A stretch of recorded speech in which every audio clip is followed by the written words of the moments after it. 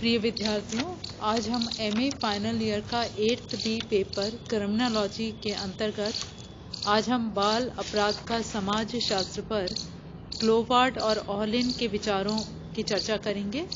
क्लोवार्ड और ओहलिन का सफल लक्ष्यों और अवसर संरचना सिद्धांत सदरलैंड, मर्टन और मीड के सिद्धांतों की कमियों को बताता है और आवश्यकताओं की संतुष्टि के लिए तनाव व वैध विकल्पों के अभाव में उपलब्ध विकल्पों के प्रकार की व्यवस्था करता है।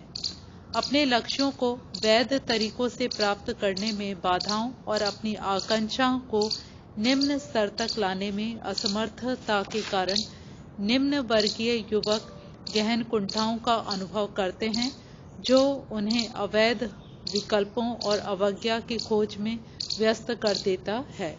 क्लोवार्ड और ओहलिन के सिद्धांत का परीक्षण और आनुभविक मूल्यांकन कठिन है। वॉल्टन मिलर का निम्न वर्गीय लड़का और निम्न वर्गीय संरचना सिद्धांत अपराध उप संस्कृति को अस्वीकार करता है और निम्न वर्गीय संस्कृति की बात करता है, जो प्रवास, प्रवर्जन और गतिशीलता के परिणाम स्वरूप उभरती है। वे व्यक्ति जो इन प्रक्रियाओं के फलस्वरूप पिछड़ जाते हैं, वे निम्न वर्ग के सदस्य होते हैं। वे एक अलग प्रकार के व्यवहार को विकसित कर लेते हैं, जो आवश्यक रूप से किसी अन्य वर्ग के विरुद्ध नहीं होता, जो विशिष्ट रूप से कठोरता, चुस्ती, उत्तेजना, भाग्य, स्वायत्तता जैसे गुणों पर आधारित होता है। गलियों का समूह निम्न वर्गीय किशोर लड़कों को कठोर बनने और पुरुषोचित क्रियाओं में व्यस्त होने के अवसर प्रदान करता है। इस प्रकार उसकी अनेक क्रियाएं एक यथार्थ पुरुष बनने की इच्छा के इर्द गिर्द घूमती है। मिलर के सिद्धांत की प्रमुख आलोचना यह है कि आज जन संचार के साथ यह विश्वास करना कठिन है कि विशिष्ट निम्न वर्गीय संस्कृति, जैसा कि मिलर ने वर्णन किया है, ऐसे शुद्ध रूप में रह सकती है। डेविड मात्जा का अपराध और बहाव सिद्धांत प्रत्यक्षवादी संप्रदाय के इस नियतवादी दिशामान को अस्वीकार करता है कि अपराध लगभग पूर्ण रूपेण संवेगात्मक तथा पर्यावरणीय कारकों के कारण होता है। मात्जा का मानना है कि व्यक्ति न तो पूर्ण रूपेण स्वतंत्र है, जैसा कि परंपरावादी संप्रदाय का मानना है, और न ही वह पूर्ण रूपेण नियंत्रित है, जैसा कि प्रत्यक्षवादी संप्रदाय मानता है, बल्कि बहाव स्वतंत्रता और नियंत्रण के कहीं बीच में है। इसलिए युवक अपराधी तथा परंपरात्मक क्रिया के बीच बहता रहता है। यद्यपि युवक की अधिकांश क्रियाएं कानून के अनुरूप होती हैं, फिर भी यदा कदा वह अपराध की ओर बह जाता है, क्योंकि सामान्य परंपरात्मक नियंत्रण जो आम तौर पर अपराधी व्यवहार में मौजूद होते हैं, बहाव की प्रक्रिया के परिणाम स्वरूप निष्प्रभावी हो जाते हैं। जब वह अपराध में लिप्त हो जाता है, तो फिर वह परंपरात्मकता की ओर वापस बहकता है। इस प्रकार मात्जा ने अपराध की इच्छा पर जोर दिया है। यही इच्छा यह बताती है कि कुछ युवक अपराधी व्यवहार करना क्यों चुनते हैं, जबकि उन्हीं परिस्थितियों में उनके कुछ साथी समाज स्वीकार्य समायोजन के तरीके को चुनते हैं। वह यह भी बताता है कि अपराध क्यों या त्यों कथन नहीं है। अधिकतर युवक परंपरा और अपराध के बीच निरंतरता की स्थिति में रहते हैं। अपराध के प्रति पूर्ण समर्पण आम तौर पर कम ही होता है।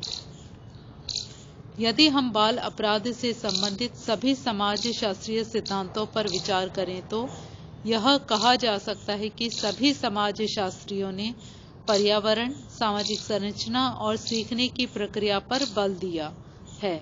इसके विरुद्ध मनोवैज्ञानिक व्यक्ति और उसके प्रेरणात्मक प्रतिमानों को ही अपराध में महत्वपूर्ण मानते हैं। बाल अपराधियों के उपचार की विधियां। बाल अपराधियों के उपचार में कई विधियां एवं विचारों को प्रयोग में लाया जा सकता है। कुछ महत्वपूर्ण विधियां इस प्रकार हैं। नंबर 1, मनोचिकित्सा पद्धति। नंबर 2, यथार्थ चिकित्सा। नंबर 3, व्यवहार चिकित्सा। नंबर 4, क्रिया चिकित्सा। नंबर 5 पर्यावरण चिकित्सा। उपचार की विधियों में दंड की चर्चा नहीं की गई है।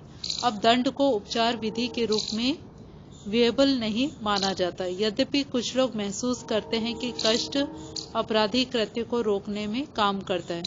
प्रमुख उपचारात्मक प्रयुक्त अवधारणाओं में प्रतिबंध लगाना और झिड़की देना प्रभावी हो सकते हैं, लेकिन दंड स्वयं में साध्य नहीं हो सकता।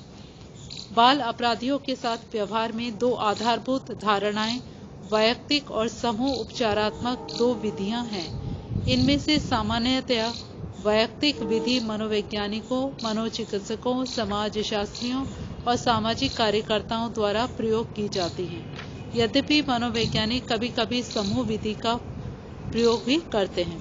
समाजशास्त्री आम तौर पर बाल अपराध में सामाजिक अभियंत्रण के विचार को लेते हैं, अर्थात वे सामाजिक संरचना के उन दशाओं पर विचार करते हैं जो बाल अपराध को जन्म देती हैं, जबकि मनोवैज्ञानिक व्यक्ति का उपचार करते हैं तथा उसके अंतर्वैयक्तिक गतिशीलता पर बल देते हैं।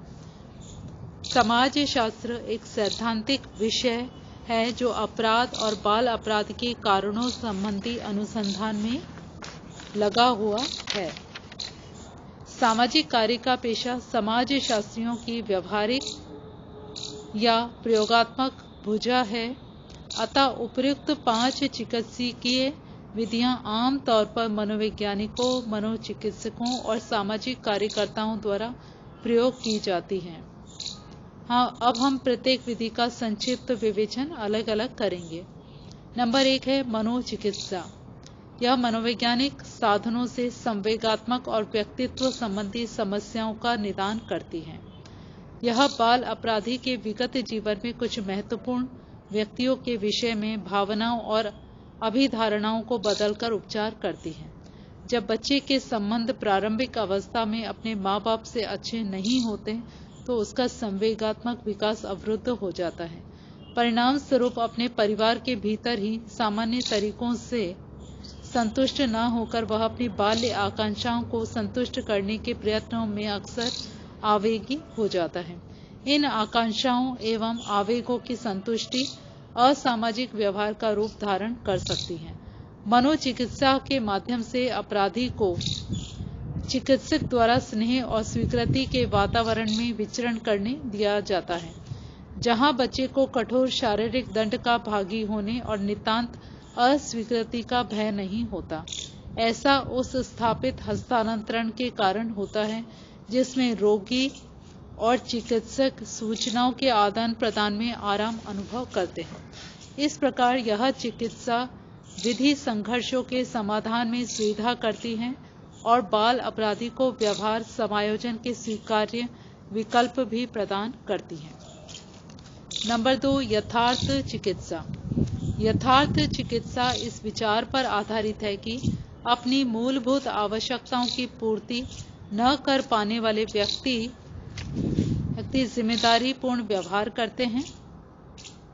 नहीं करते हैं। यथार्थ चिकित्सा का उद्देश्य अपराधी बालक को जिम्मेदारी से काम करने में सहायता प्रदान करना, अर्थात असामाजिक क्रियाओं से बचाना है।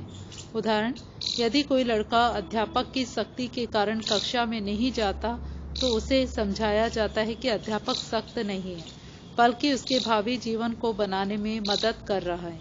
यहाँ वर्तमान को अतीत से विच्छिन्न कर दिया जाता है, क्योंकि अतीत को बदला नहीं जा सकता। यह चिकित्सा विधि कोई भी अपना सकता है, पुलिस अधिकारी, सलाहकार, अध्यापक, सामाजिक कार्यकर्ता, परिवार सदस्य, मित्र, क्योंकि यह अस्पष्ट मनोचिकित्सकीय शब्दावली, वृहद परीक्षण और समय लगने वाली केस विचार गोष्ठियों पर बल नहीं देती। यह विधि मनोचिकित्सकीय विधि से भिन्न है, जो कि व्यक्ति के अतीत के व्यवहार का अध्ययन करती है, जबकि यह वर्तमान व्यवहार का करती है। जहां मनोचिकित्सा का आधार है कि व्यक्ति अपने वर्तमान व्यवहार को बदल नहीं सकता जब तक कि वह स्पष्ट रूप से अतीत की घटनाओं से न जोड़े, वहीं दूसरी ओर यथार्थ चिकित्सा का आधार यह है कि अतीत महत्वहीन है। इस चिकित्सा विधि में क्योंकि बच्चे को जिम्मेदार व्यक्ति माना जाता है, न कि अभागा बच्चा, इसलिए उपचार छोटे बच्चे को शक्ति प्रदान करता है। बच्चे से नियमों का पालन करने की अपेक्षा की जाती है, लेकिन यदि वह किसी नियम को तोड़ता है तो उसका तिरस्कार नहीं किया जाता। व्यवहार चिकित्सा, इसमें नवीन सीखने की प्रक्रियाओं के विकास द्वारा बाल अपराधी के सीखे हुए व्यवहार में सुधार लाया जाता है। व्यवहार को सकारात्मक या नकारात्मक पुष्टिकरण द्वारा बदला जाता है, अर्थात पुरस्कार या दंड द्वारा। नकारात्मक या कष्टकारी प्रबलन जैसे प्रतिबंध लगाना, निषेधात्मक व्यवहार अपराधी क्रियाओं को कम करेगा, जबकि सकारात्मक या सुखी प्रबल जैसे पुरस्कार सकारात्मक व्यवहार को, जैसे काम में सफलता या स्कूल में सफलता प्राप्त होना, बनाए रखेगा या वृद्धि करेगा। इसके लिए प्रत्येक व्यक्ति के प्रबलन दाता अर्थात उन पक्षों को जिन्हें व्यक्तिगत संतुष्टि के लिए व्यक्ति प्राप्त करने का प्रयत्न करेगा को निर्धारित करने की आवश्यकता है। धन, प्रशंसा, ध्यान, भोजन, विशेषाधिकार, स्कूल में प्रवेश, बच्चे के साथ खेलने की आज़ादी, अच्छे कपड़े आदि सकारात्मक प्रबलन माने जा सकते हैं, जबकि धमकियां, अलगाव, हंसी उड़ाना, शारीरिक दंड, धन से वंचित करना आदि नकारात्मक प्रबलन माने जाते हैं। व्यवहार को बदलने में दोनों ही प्रकार के कारकों का प्रयोग किया जा सकता है। नंबर 4, क्रिया चिकित्सा। कई बच्चों में परंपरागत व्यक्ति या समूह स्थितियों में प्रभावी ढंग से मौखिक संवाद करने की क्षमता नहीं होती। क्रिया चिकित्सा विधि में 6 या 8 बच्चों के समूह को निश्चित समय या स्थान पर खेल या किसी कलात्मक प्रयत्न के लिए एकत्रित किया जाता है। वातावरण उपयुक्त होता है और बच्चे अपने समय का उपयोग अपनी इच्छा अनुसार कर सकते हैं। इस प्रकार साधारण या विक्षिप्त बालक भी इस प्रकार के अनुमन्य वातावरण में बड़ी सांत्वना मतलब रिलैक्स का अनुभव करता है, जहां वह अपने वैमनस्य और अपनी आक्रामकता की भावना को रचनात्मक कार्यों में, खेल या शैतानी में अभिव्यक्त कर सकता है। उसके संग्रहित संवेग उपयुक्त विकास खोज लेते हैं, क्योंकि उसके व्यवहार के कारण उसे बदले की कार्यवाही, दंड या अस्वीकृति नहीं मिलती। नेक्स्ट, परिवेश चिकित्सा विधि। यह ऐसा वातावरण पैदा करती है जो सुविधाजनक, अर्थपूर्ण परिवर्तन तथा संतोषजनक समायोजन प्रदान करता है।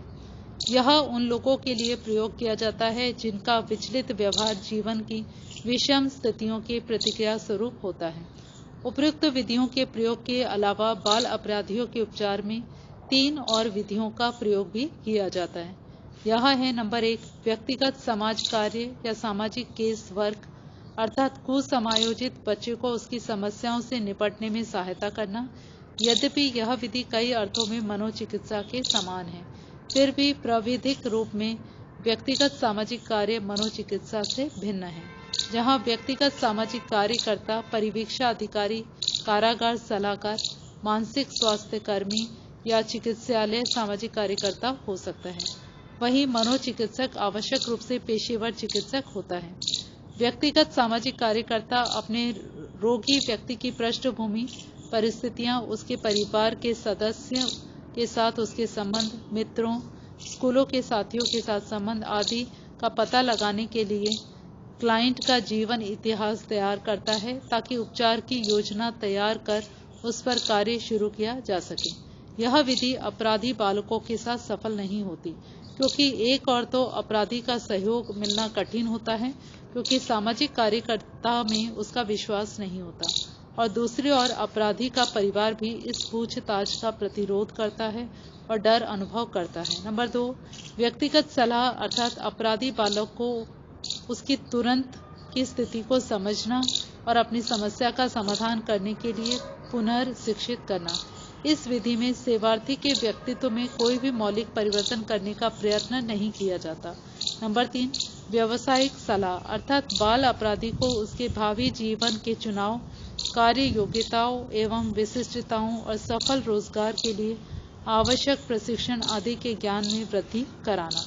सकारात्मक अभिरुचियां, दक्षता एवं आदतें जो कि बालक विकसित करता है और कार्य स्थितियों में उन्हें सुधारता है, वे सब समुदाय तक पहुंचाई जा सकती हैं और अन्य लोगों के साथ उसके संबंधों को प्रभावित कर सकती है। धन्यवाद।